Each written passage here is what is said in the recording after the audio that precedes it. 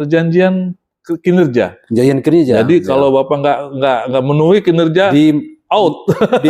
Mundur atau dimundurkan. Oh iya, pokoknya ada konsekuensi. Itu dia Ada konsekuensinya. Ya, ini soal manajemen dari seorang birokrasi sekarang di zaman Pak Edi Zamansa dengan buktikan bahwa pemerintah serius nih ya. Jadi jangan main-main lagi. Besok tiba-tiba ada izin tambang misalnya. Dan alhamdulillah Pak, di Kalimantan Timur bahkan di beberapa daerah Kutai Kartanegara ini sudah didatangi oleh beberapa dinas pertanian daerah lain terkait dengan ini perlindungan lahan ini, tata cara melindungi lahan pertanian. Ya.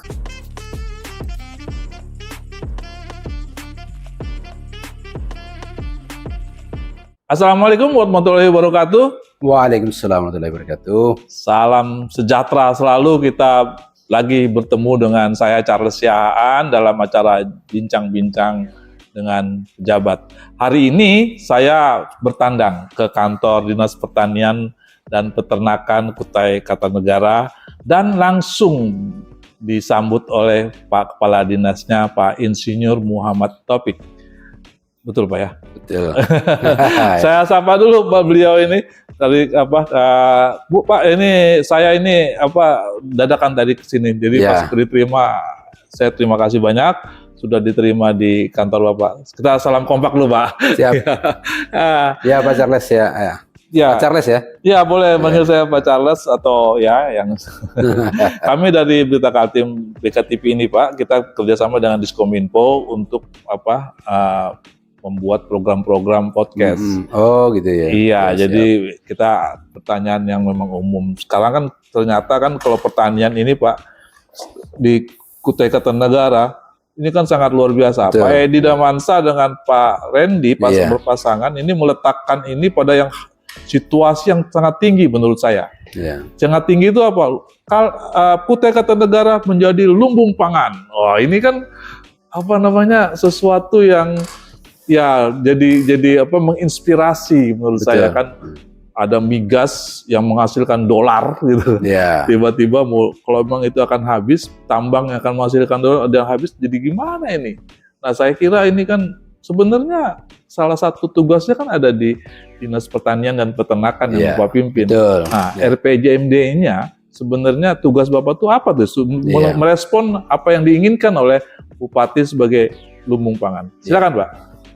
Makasih Pak Charles ya. Assalamualaikum warahmatullahi wabarakatuh. Ya. Waalaikumsalam. Ya, kawan-kawan sekalian, yang pertama memang kita patut bersyukur bahwa dari sisi kebijakan daerah, ya, dukungan terhadap pertanian, khususnya tanaman pangan, hortikultura, peternakan, perkebunan di Kutai Kartanegara ini sangat tinggi, luar biasa. Ya, dari kebijakan daerah, Perda nomor 6 tahun 2001 tentang RPJMD sudah mengamanatkan baik visi maupun misi, ya terutama misi yang ketiga itu adalah meningkatkan pembangunan pertanian, pariwisata, dan ekonomi kreatif. Nah ini cantolan yang paling tinggi dalam rangka mengembangkan subsektor pertanian atau sektor pertanian di Kabupaten Kutai Kartanegara. Walaupun ya dari 5 misi itu, posisi Dinas Pertanian Peternakan masuk semua sebetulnya, mulai misi pertama, misi kedua, misi ketiga, 4 sampai 5. Tetapi yang menjadi titik berat kita adalah di misi yang ketiga. Itu. Jelaskan misi ketiga tuh? Jadi misi ketiga ini dalam RPJMD itu meningkatkan pembangunan pertanian, pariwisata, dan ekonomi kreatif. Nah sekarang ini pariwisata dengan pertanian juga sudah mulai link ini Pak Charles. Jadi tugasnya adalah membuat link ini juga antara pertanian dengan pariwisata. Salah satunya. Nah, di beberapa daerah kan sudah tumbuh berkembang sentra-sentra pertanian yang menjadi sentra atau daerah sentra wisata ya. Nah di kita juga akan mengarah ke sana juga. Selain juga tugas utama kami adalah bagaimana meningkatkan produksi sesuai dengan target RPJMD. Ya, di dalam RPJMD maupun Renstra kita sudah diatur juga, sudah ditetapkan. Jadi Bapak ingin katakan, Pak Taufik ingin katakan bahwa pertanian jangan cuma bicara pertanian, tetapi akan melingkan dengan pariwisata. Bahwa pertanian itu ada juga sektor wisata yang akan bisa, sektor wisata kan pasti dalam konteksnya kan akan kunjungan orang, wisatawan, itu maksudnya. Oke. Bukan pariwisata saja. Dengan kunjungan pariwisata UMKM akan tumbuh ya. Jadi banyak sekali jadi pertanian di Kutai Kartanegara kan memegang peranan lebih dari 30% dari tenaga kerja. Dari apa namanya penduduk Kutai Kartanegara lebih dari 35% itu ada di pertanian. Oleh karena itu membangun pertanian itu sama dengan membangun tadi lebih dari 30% penduduk Kutai Kartanegara ya. Nah, di dalam saya lanjutkan lagi dalam RPJMD kita sudah ada guidance-nya. Kemudian kita turunkan dalam Renstra, ada indikator kinerja juga yang sudah ditetapkan oleh pemerintah, oleh Pak Bupati maupun Wakil Bupati. Kemudian dalam tiap tahun juga kami melakukan perjanjian kinerja namanya ya. Dalam menumbuhkan, mengembangkan tadi. Ini soal manajemen nih Pak ya. Ya. Soal manajemen dibuat seperti itu. Betul, perjanjian kinerja. Perjanjian kinerja. Jadi kalau Bapak nggak memenuhi kinerja out, mundur atau dimundurkan. Oh iya, pokoknya ada konsekuensi. Itu dia ada konsekuensinya. Ya, ini soal manajemen dari seorang birokrasi sekarang di zaman Pak Edi Zamansa dengan beda sekali dengan dulu, Pak.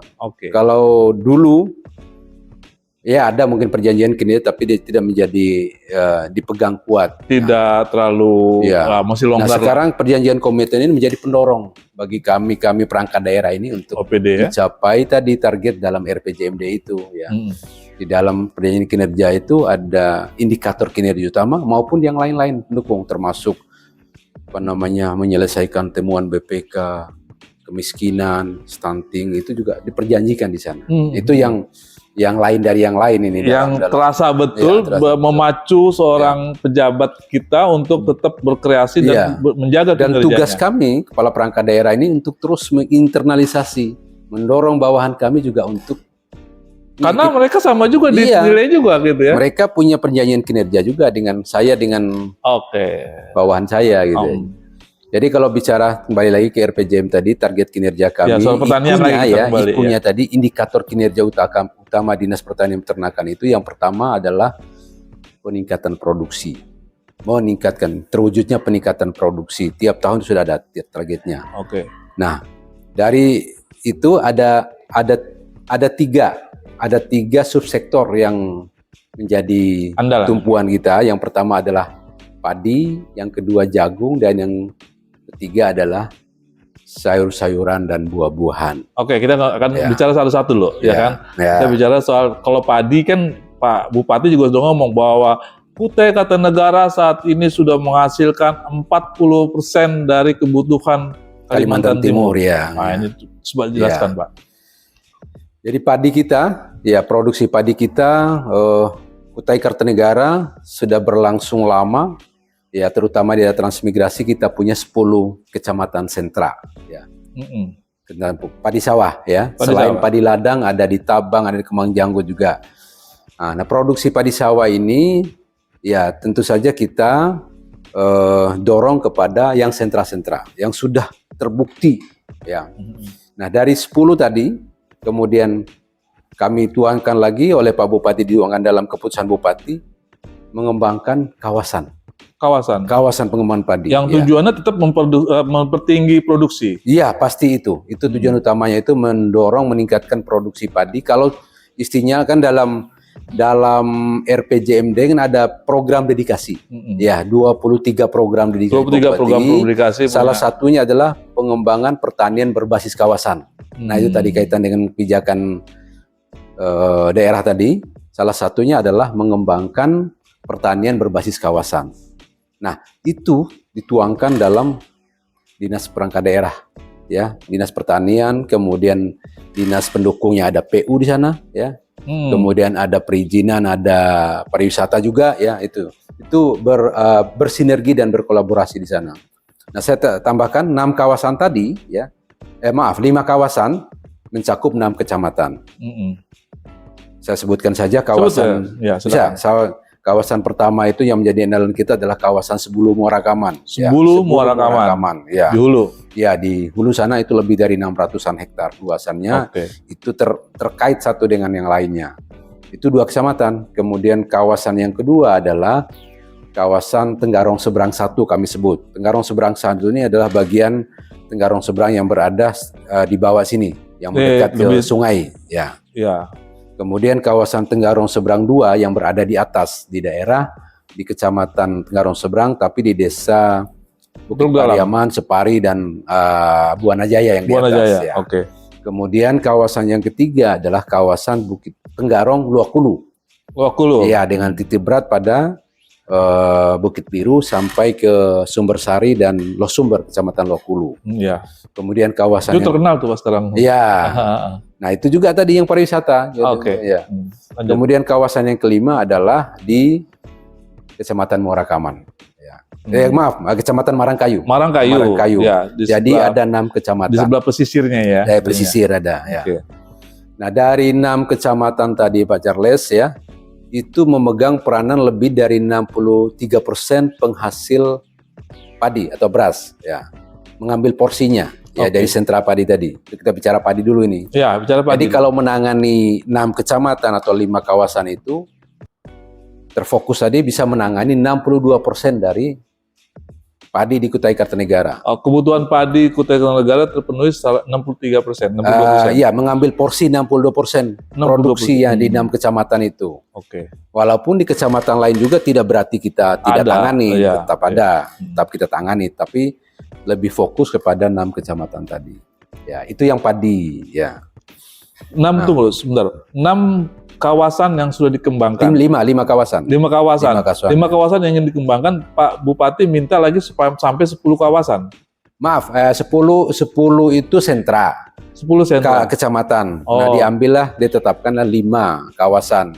Ya. Dengan 6 kecamatan yang penghasil terbesar gitu. Tapi ada rencana pertambahan kawasan lagi?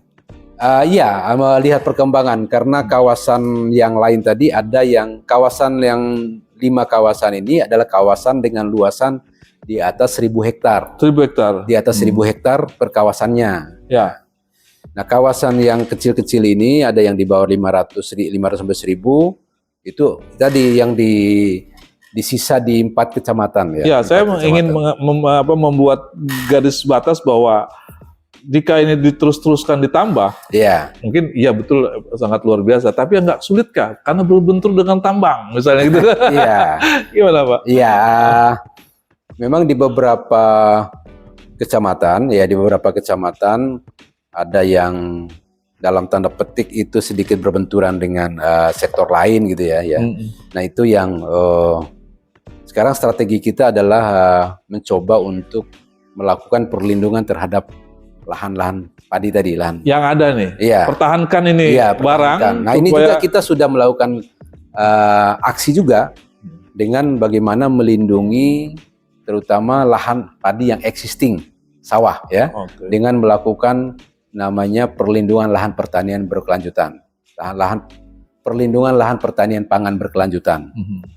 Jadi kita Kutai Kartanegara ini kalau dari luas baku sawahnya lebih dari 16.000 hektar.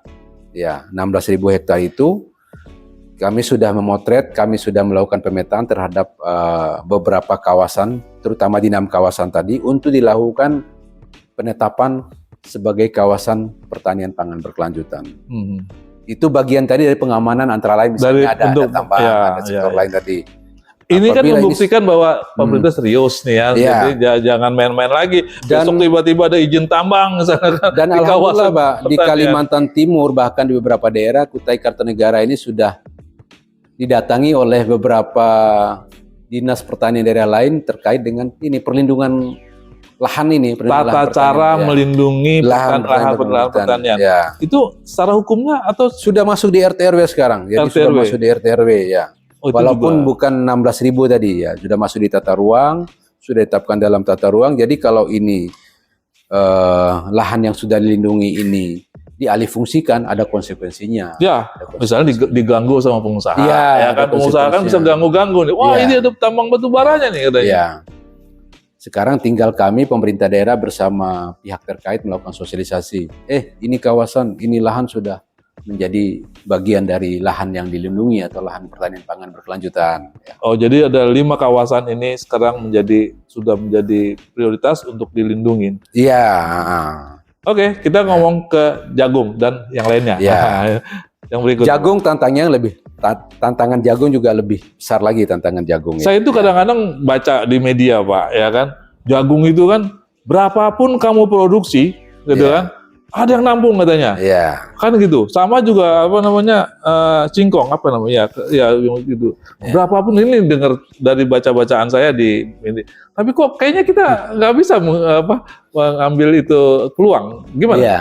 Jagung ini kalau jagung kita ini memang tersebar luas dengan lokasi yang spot-spot. Nah, ini yang menyebabkan biaya produksi relatif tinggi, sehingga harga jagung Kutai Kartanegara dibandingkan dengan harga luar daerah, Sulawesi misalnya lebih tinggi, karena tadi terspot-spot. Untuk mengambil jagung dari Muarawis, dari Muara Kaman, sedikit-sedikit dibawa ke sini. Ini persoalan kita ya.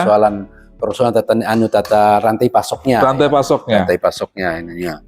Nah, kalau yang dekat-dekat Pak Charles, yang ini, terutama yang kita punya kawasan jagung di sekitar Luaipu Darat, Luaipu ini, itu jagungnya aja yang tidak ada sebetulnya.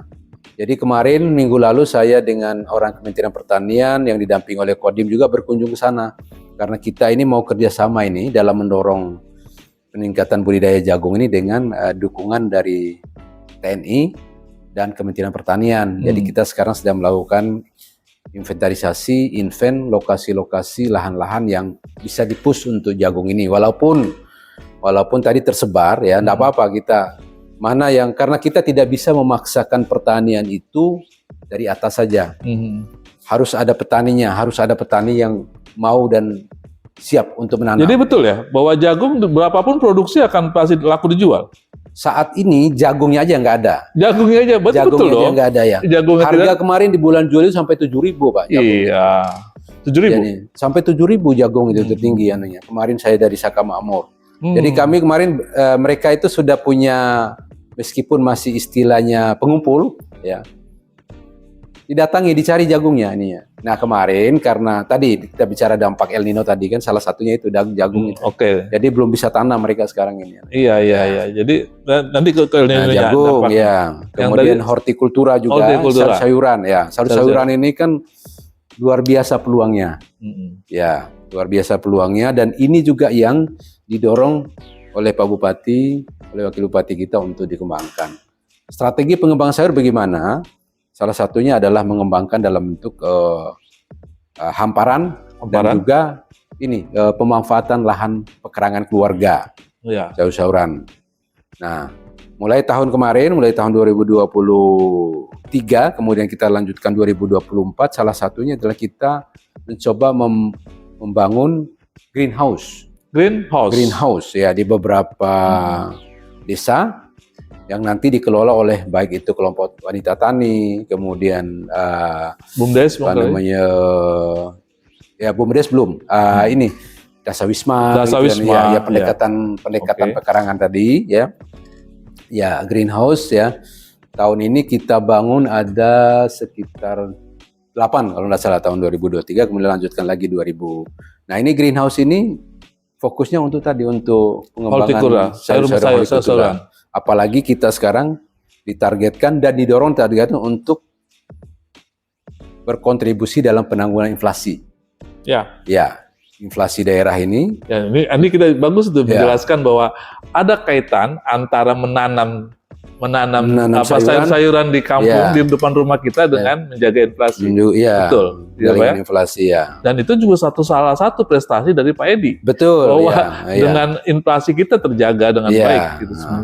Ya mungkin Pak Charles sudah tahu kemarin Pak Edi terima penghargaan dari Kementerian Dalam Negeri ya terkait dengan langkah-langkah yang sudah berhasil menjaga inflasi tadi ya.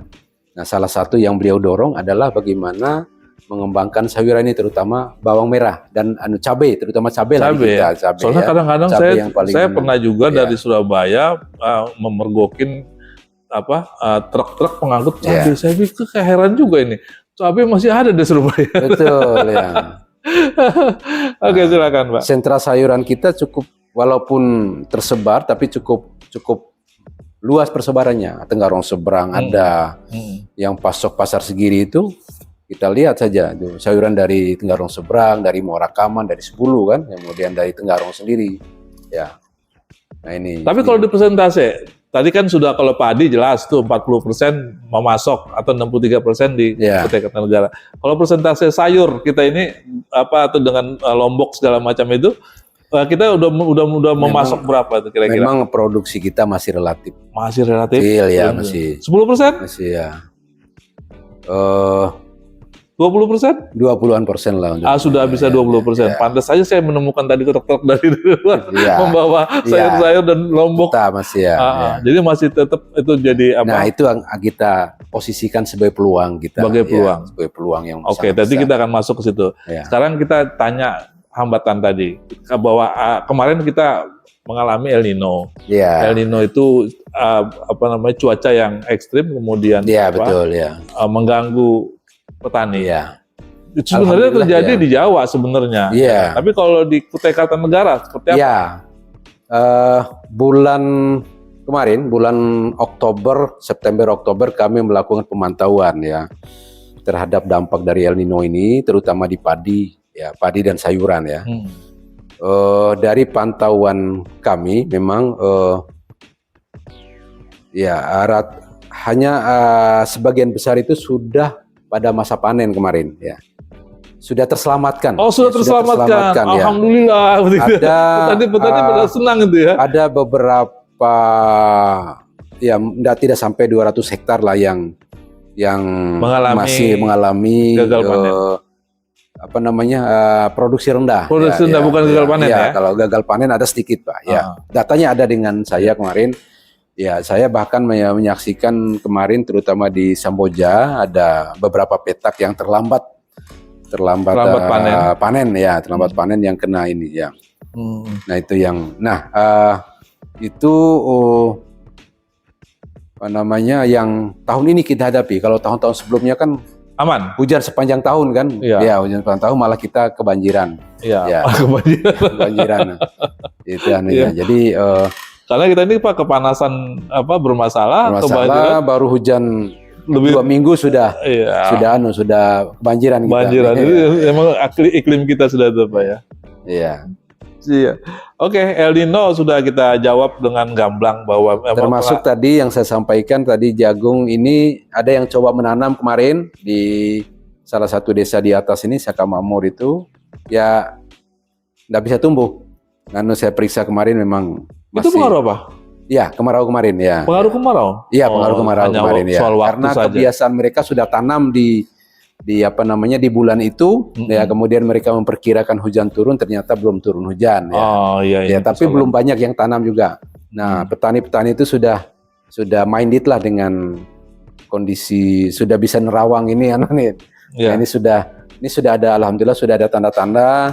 Di beberapa lokasi 6 sentra tadi, 6 kawasan tadi sudah melakukan persiapan tanam. Kalau kita mau main klaim, berapa persen yang terganggu gara-gara El Nino? Dari produksi? Kalau persen kecil sekali. Kita klaim nggak? Kecil 5%? Nggak ada sampai. Bahkan luas lahan kita 18.000, 16.000 lebih itu luas baku sawahnya, luas tanamnya sampai 18.000, yang terkena kan 200 sekitar di angka 100-200 ini. Ada masalah tetapi tidak mengganggu secara keseluruhan produksi kita. Baik, kalau gitu kita sudah sampai di akhir cerita nih Pak. Saya terima kasih Pak Muhammad Taufik dari Kepala Dinas Pertanian dan Peternakan. Kita akhiri diskusi siang kita hari ini. Semoga semua yang kita bicarakan bermanfaat pada pada pembangunan di Kutai Kartanegara tahun 2024 besok. Salam kompak dulu Pak. Sip, Baik, assalamualaikum warahmatullahi wabarakatuh. Waalaikumsalam warahmatullahi wabarakatuh.